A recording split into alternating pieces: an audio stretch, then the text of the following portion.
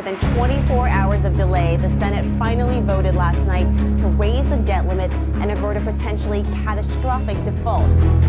An economic crisis of global ramifications has been brewing in the United States for a while now, and the clock is ticking rapidly. There is a potentially devastating crisis that is threatening the #1 economy in the world. The talks of USA running out of cash to pay its bills is making everyone jittery. In this video, we aim to demystify the debate around the topic of US debt default, debt ceiling, and why the country is already on a bipartisan collision course over the issue. But before that, don't forget to like, share and subscribe to Oneindia. The issue of debt crisis of any country is same as that of its individuals. At the root is the inability to pay back on time.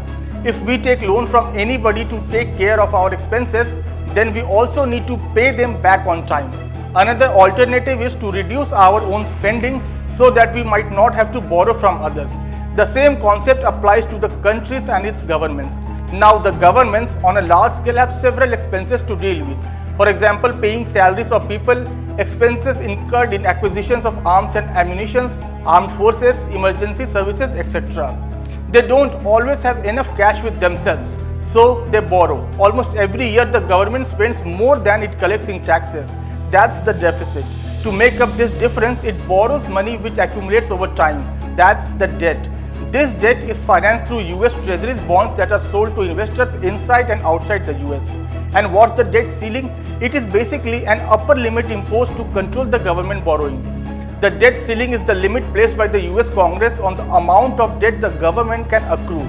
In order to pay its bills to those it borrowed from and shell out money for everything, the government needs more money, which means the debt ceiling has to be raised.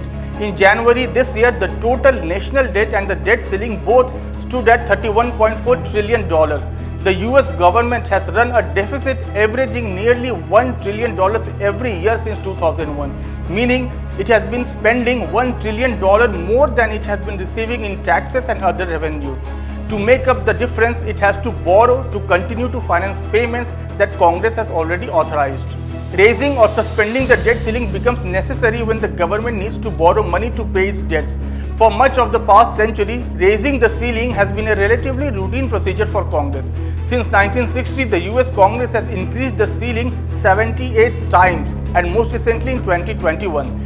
This legislative cap has to be raised by a majority vote in both the Senate and the House of Representatives. The vote does not pledge any additional spending. It merely raises the limit the government can borrow to pay back commitments already agreed upon by the Congress.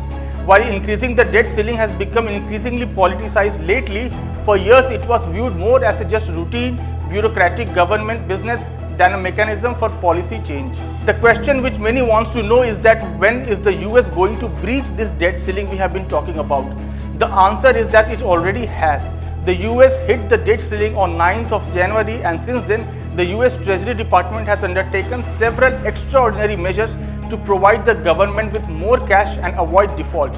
The country now has two options: to either increase the ceiling or to suspend it for the time being.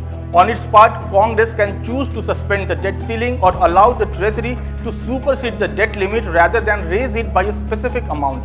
Although this move was rare during the first 90 years of the ceiling's existence, Congress has suspended the debt limit 7 times since 2013. There are a few other nations such as Poland and Denmark that have the concept of debt ceiling, but nowhere the problem gets this worse.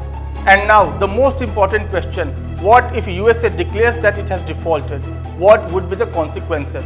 Simply put, this would herald chaos for the US and global economies.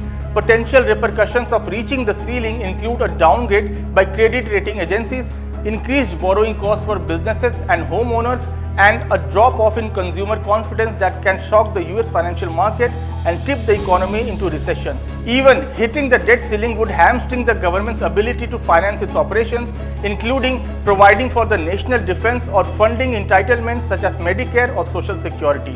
Government workers and Social Security recipients would go unpaid.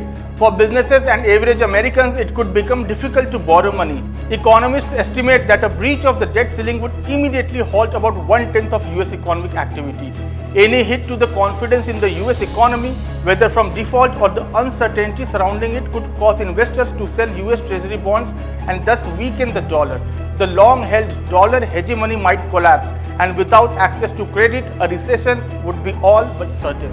These were all the crucial information about the debt crisis that USA is currently in. We hope we have been able to explain these to you in lucid terms.